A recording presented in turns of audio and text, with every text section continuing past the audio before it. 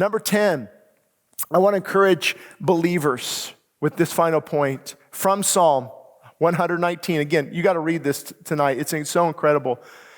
Keep building, keep trusting. Keep building, keep trusting. Despite what you see, you have to keep building. This was so funny. When I was in construction, we would go onto a construction site, and people would come by and say, where's the building? Where are you starting? Why are you digging down? You're not building up. And I would say, because before you build up, you got to build down. You got to go down deep into the earth. You got to compact and build the foundation that is sturdy. So I was building as I was going down. I was strengthening the building as I was going down and down and down and lower. But when God says, hold on, I'm not done yet. As you build down, I will raise you up. So you keep building, you keep trusting despite how things look. He said this in Psalm, my soul faints. Does anyone out there feel like this? My soul faints for your salvation. In other words, Lord, I'm getting weary here. You're not saving me. You're not delivering us. My soul faints. I'm tired of waiting, God. And then he said, but I hope in your word. I hope in your word. So let me tell you, your families will be tested. Your marriages will be tested. Your faith will be tested. But chaos is not the absence of God.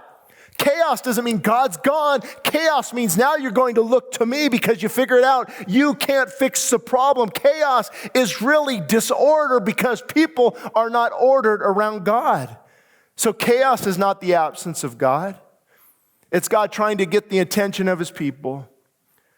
And again, you can shut the doors of churches, but you cannot silence the truth. God is an ever-present help in time of trouble. I'm going to close with this verse from Joel. I'm actually going to not read. Let me tell you the setting here. Joel is a prophet in the Old Testament. Prophets would call the people back to God. They would go wayward, they would call them back to God. They would go wayward, they would call them back to God. Sound familiar? It's exactly where America's at today. So God got to the point, and Joel said this, the vine has dried up and the fig tree has withered. Basically, they didn't have a Costco.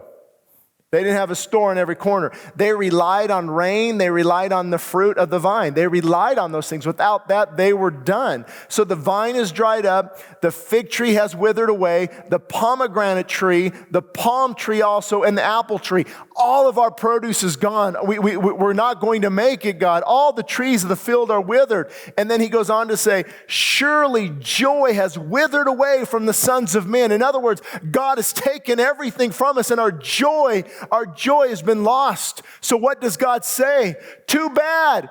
You deserve it. I don't like you. I'm against you. No, God always offers a solution. Here's what he said, Joel. Consecrate a fast. Call a sacred assembly and gather the elders and the inhabitants of the land into the house of your God and cry out to God. Cry out to him. What does that word cry out mean? Well, first I want to tell you this. Consecrate a fast. That would show the magnitude of what's going on. When something was serious, they would fast. So when something is serious like this, we must fast. I'm not going to tell you how to do it, but I will say this. It's a depriving of food. You know, people say, I went on a Daniel fast. Well, that's good. It's really a Daniel healthy eating program.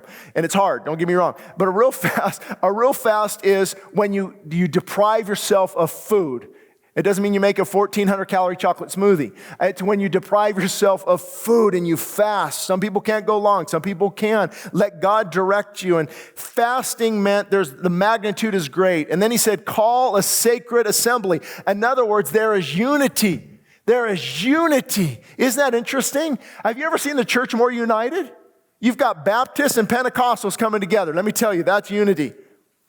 I had somebody recently tell me, what about this worship band? You know how people are controversial? I said, I don't care anymore about that stuff. We're dealing with a pandemic. This is time to seek God. Get away from all these little trivial things. And some of these things are serious, I understand. But at some point, we've got to be united and come together. So we see magnitude of this. We see a call to unity.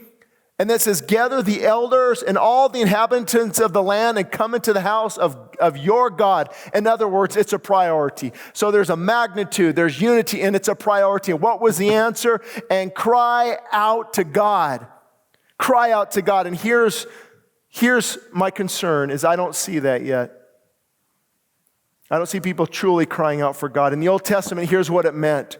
There's an earnest. Now, we're getting there. Don't get me wrong. I'm not being negative. I'm being very positive, but I also have to be very truthful. What's happening is the pressure is being applied, but people are still holding on to their bank account. They're still holding on to this. They're still well, maybe this will be over next week. No, it won't be over next week. Let me tell you that much.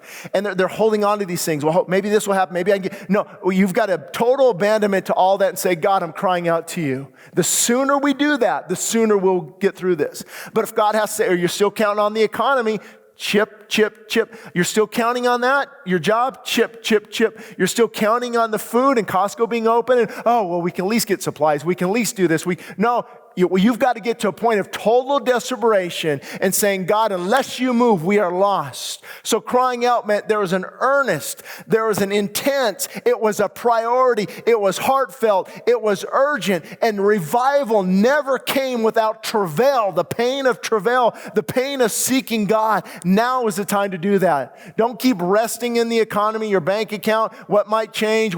Now is the time to cry out to God and say, God, I've been wrong. I intercede on behalf of our nation. We have shed the blood of innocent children. We have aborted millions of innocent children. We have called good evil and evil good. We have been perverted by pornography. We're the sex slave trade industry. Lord, it's in an epidemic, and we call on you. We cry out, oh God, save our children, save our families. We look to you and you alone. We're crying out, and we're not stopping. We're not going back to our idols. We're looking to you and you alone.